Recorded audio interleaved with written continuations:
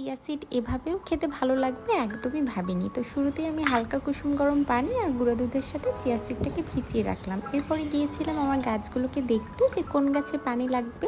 আর এটা আমার প্রতিদিন ঘুম থেকে ওঠার পরে সকালবেলা রুটিন। মাঝে মাঝে তো হয় যে আমি ঘুম থেকে উঠেই আগে গাছগুলোকে দেখি। তো গতকাল তো ওই যে চিয়া সিড খাবো ভেবেছিলাম, তো ওটাকে তো একটু ভিজিয়ে রাখতে হবে, তাই আগে সেটা করে নিয়েছিলাম। এরপর রান্নাঘরে এসে আমার টুকটাক কাজগুলো করে নিচ্ছিলাম। এই যেমন এটা সেটা শেষ হয়ে যায়, সেগুলোকে ফিল আপ করলাম। মাঝখানে দুপুরে রান্নারও প্রিপারেশন নিয়ে নিচ্ছিলাম, মানে গুছিয়ে রাখছিলাম আর কি।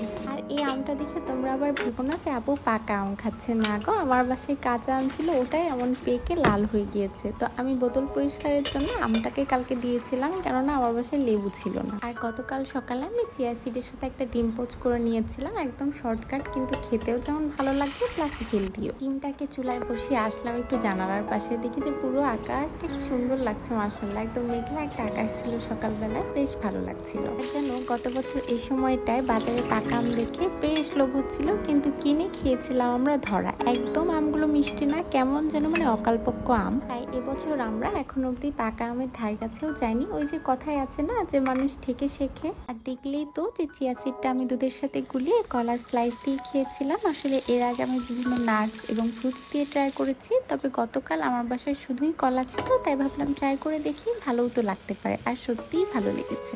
নাস্তা শেষ করে গতকাল দুপুরের জন্য একটুখানি বেগুন ভেজেছিলাম আর কলমি শাক দিয়ে মসুর ডাল করেছিলাম। আর খাওয়ার সময় ডিম ভেজে নিয়েছিলাম। গতকাল আর কোনো ক্লিপ নেওয়া হয়নি। চলো তাহলে আজকে আসি, আল্লাহ হাফিজ।